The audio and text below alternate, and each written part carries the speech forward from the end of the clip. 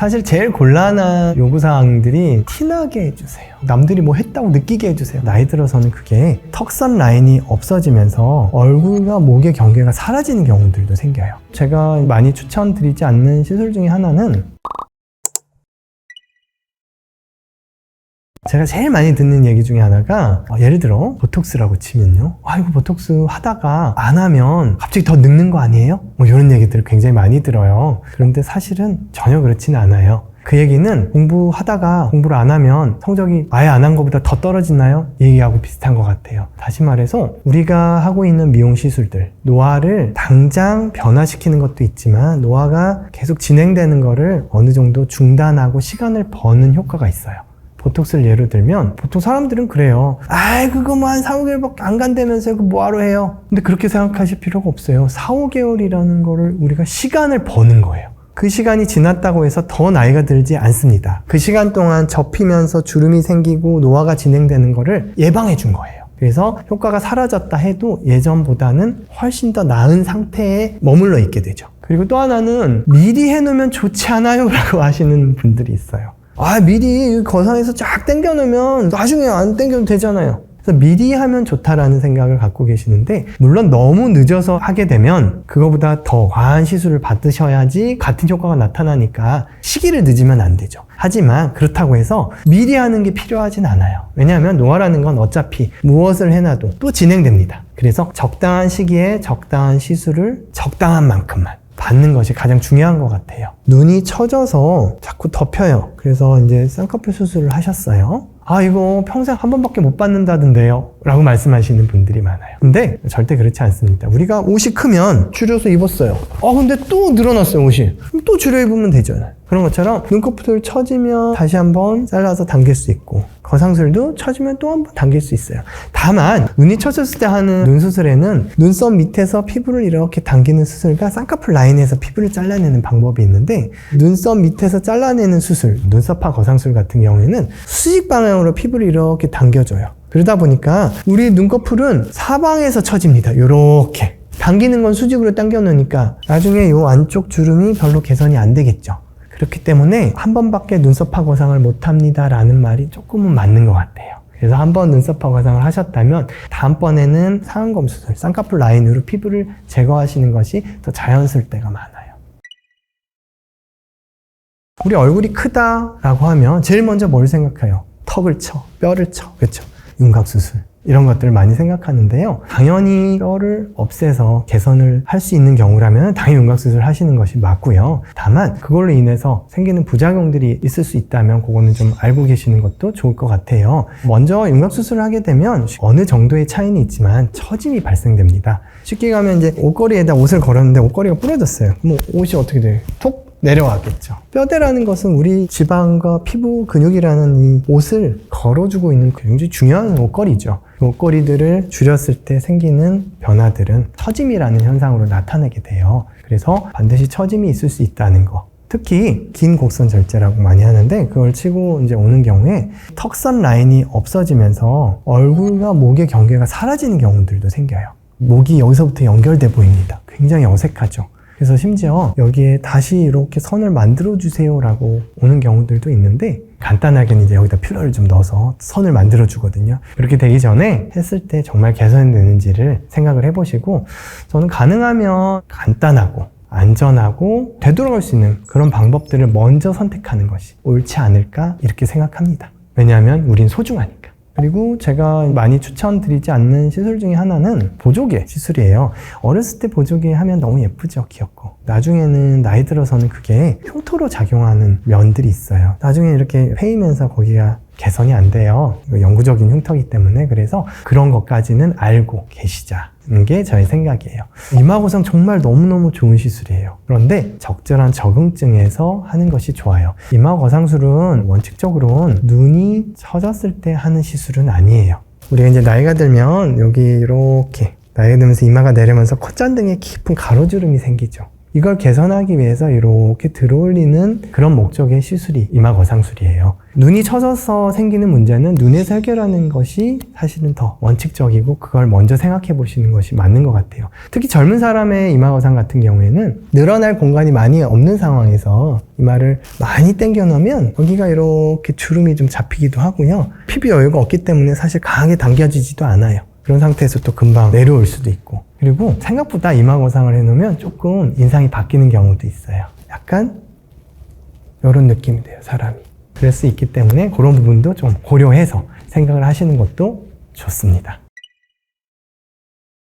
눈매 교정술이 뭐죠? 눈매를 예쁘게 하는 수술이라고 알고 계시는 분들이 많아요. 사실은 눈매 교정술은 안검하수를 치료하는 수술입니다. 다시 말해서 안검하수가 아닌데 눈매 교정술을 할 필요는 없죠. 그런데 보통 이제 병원에 가면 쌍꺼풀 하시면서 눈매 교정술도 같이 들어가시면 좋으실 것 같아요 라고 상담 실장님들께서 많이들 말씀을 해주세요. 그래서 이제 같이 하시는 경우들이 많은데 안검하수가 아니라면 필요가 없는 수술입니다. 그러면 내가 안검하수인지 아닌지를 알아야겠죠. 안검하수를 진단하는 방법들은 여러 가지가 있는데 일반인들이 쉽게 알 수 있는 방법은 눈을 그냥 이렇게 편하게 떠보세요. 거울을 보고 편하게 떴을 때 눈의 힘으로 뜨는 거예요. 이게 아니라 눈의 힘으로 편하게 떴을 때 검은 눈동자가 20% 정도는 가려지는 게 정상이라는 얘기예요. 그거보다 좀 가려지면 우리가 안검하수일 가능성이 있어요. 안검하수하고 안검하수 아닌 거를 정확하게 진단하는 방법을 알려드릴게요. 그렇게 편하게 눈을 떠서 거울을 바라보는 상태에서 눈꺼풀을 그냥 살짝 손으로 들어 올려 보세요. 그랬더니 검은 눈동자가 잘 보여요. 그렇다면 안검하수가 아니에요. 무슨 얘기냐면 우리가 눈을 뜰 때는 눈의 힘으로 눈을 뜬다고 하지만 결국은 이 눈꺼풀 피부가 늘어져서 눈이 덮이는 경우가 있거든요. 아무리 눈의 힘으로 눈을 이렇게 부릅떠도 눈꺼풀 피부가 늘어지면 눈이 덮여 있는 거예요. 그래서 이런 경우는 안검하수가 아니라는 얘기죠. 자, 그런데 살짝 들어 올려요. 그런데도 눈이 잘 안 떠져요. 이거는 눈 뜨는 힘 자체가 약한 거예요.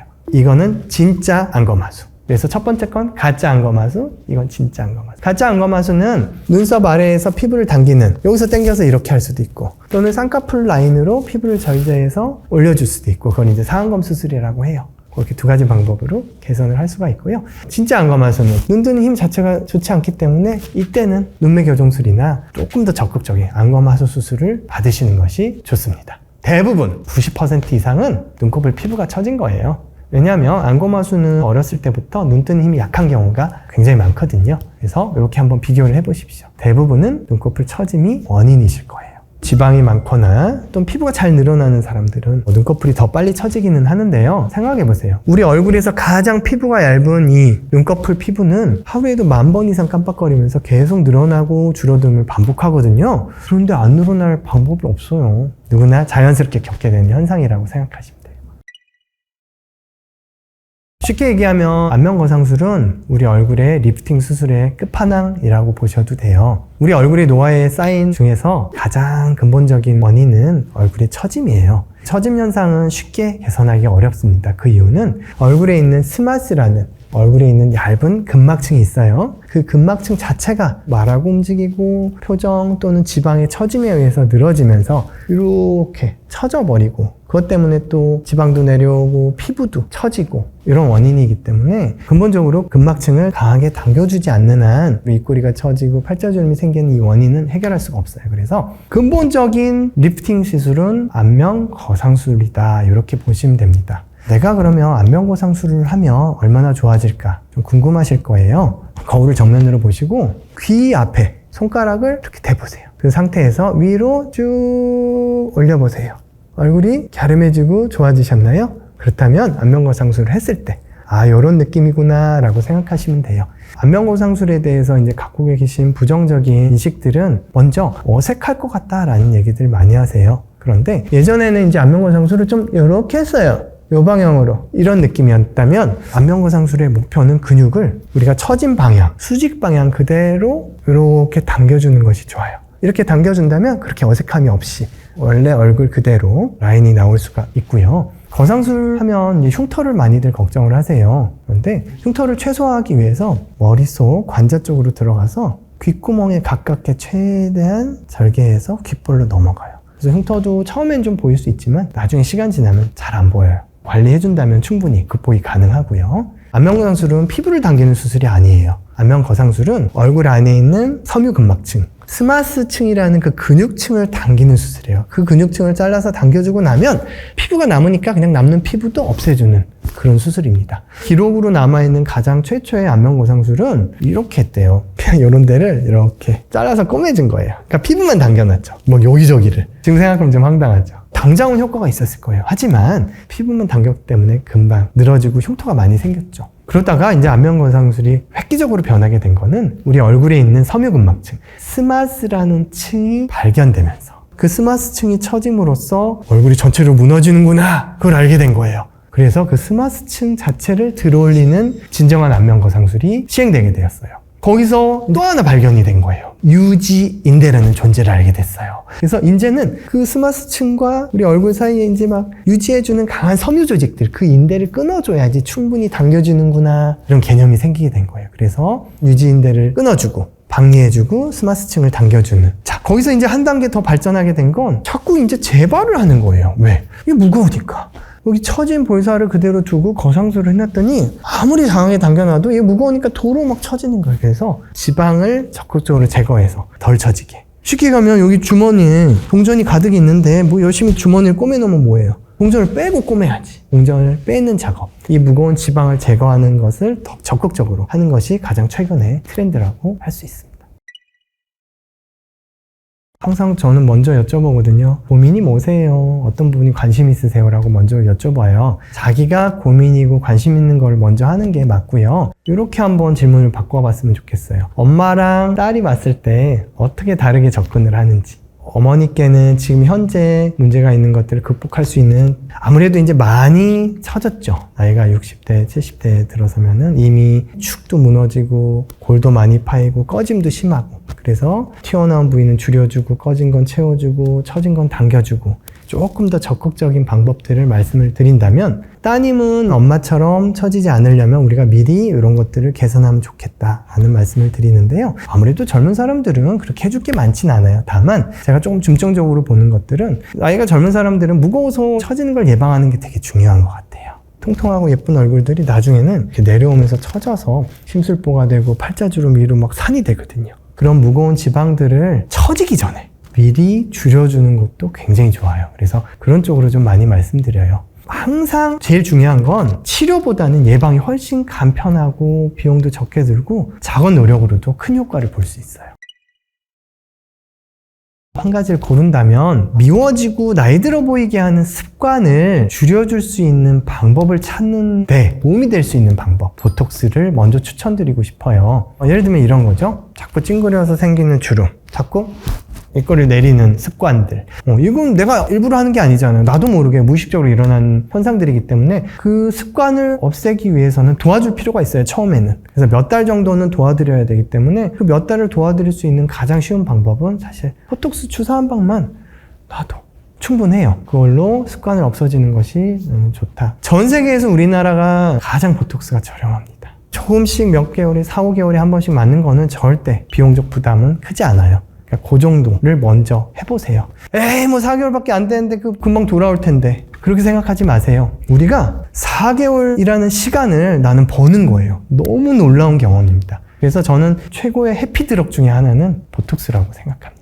아니에요, 그렇지 않아요. 물론 이제 습관은 또 다시 돌아오기도 하지만 습관이 사라지고 나면은 간격을 늘리거나 또는 자주 안 맞아도 충분해요. 왜냐면 우리가 이 습관이 사라지기 위한 노력들을 계속 하잖아요. 그리고 입꼬리를 올리는 운동도 계속 하고. 보톡스를 맞을 때는 중요한 건 최소한의 영향을 최대한 긴 간격으로 정확한 위치에 맞는 것이 중요해요. 그게 부작용을 적게 하고 내성, 정확하게 말하면 이제 중화항체인데요. 내성이 생기지 않게 하는 중요한 키포인트입니다. 그렇게만 맞는다면 결코 걱정하지 않으셔도 돼요. 우리나라 평균 수명이 한 83세 정도 되는데요. 그거는 이제 태어났을 때부터의 수명을 얘기를 하는 거니까 지금 내가 뭐 50대, 60대라면 그거보다 훨씬 더 길게 90, 100세까지 살 가능성이 굉장히 많죠. 그렇게 이제 우리가 100세 시대를 살아가기 때문에 젊은 내 외모를 그대로 유지하면서 나이 들어 보이는 느낌 들지 않게 살아가는 건 굉장히 중요한 것 같아요. 그래서 미용, 안티에이징에 대해서 관심들을 많이 갖고 계시는 것 같아요. 사실 제일 곤란한 요구사항들이 티나게 해주세요. 남들이 뭐 했다고 느끼게 해주세요. 그런 사람들이 요즘은 많이 줄었어요. 우리가 미용 시술이나 수술을 할 때 목표의 지점은 저는 이렇게 생각해요. 야, 뭔가 달라졌는데 뭔지 모르겠네? 그렇게 느껴지는 게 지향점으로 봐야 된다고 생각합니다. 그리고 눈이 어떻게 생겼고 코가 어떻게 생겼고 이런 건 전 개성이라고 생각해요. 이렇게 생겨서 매력이 있기도 하고 쌍꺼풀이 없어서 매력이 있기도 하고 다 각자의 매력이 있고 개성이 있기 때문에 어떻게 생겼다는 것보다는 내 10년 전 모습, 15년 전 모습이 아름다운 거다. 내 젊었을 때 모습에 가깝게 돌아가는 것이 나를 잃지 않고 아름다워지는 길이죠. 그리고 자꾸 뭔가를 바꾸는 것보다는 내 장점을 조금 더 부각시키고 단점은 최대한 감추는 방향을 도와드리는 게 제가 하는 역할이라고 생각을 해요. 제가 지금까지 기억하는 정말 아름다웠던 사람 중에 한 명을 꼽으라면 오드리 헵번. 오드리 헵번은 어린 시절이 좀 불우했어요. 하지만 그 마지막 모습은 정말 그 누구보다 아름답고 눈부셨던 분이라고 생각해요. 그분이 자기 아들에게 자주 들려줬다는 시 한 편이 있는데요. 그 시를 읽으면서 오늘 영상을 마칠까 합니다. 아름다운 입술을 갖고 싶다면 친절한 말을 하라. 사랑스러운 눈을 갖고 싶다면 다른 사람들의 좋은 면을 보아라. 날씬한 몸매를 갖고 싶다면 배고픈 사람들과 음식을 나눠라. 기억하라. 한 손은 나를 돕는 손이고 다른 한 손은 다른 사람을 돕는 손이라는 것을.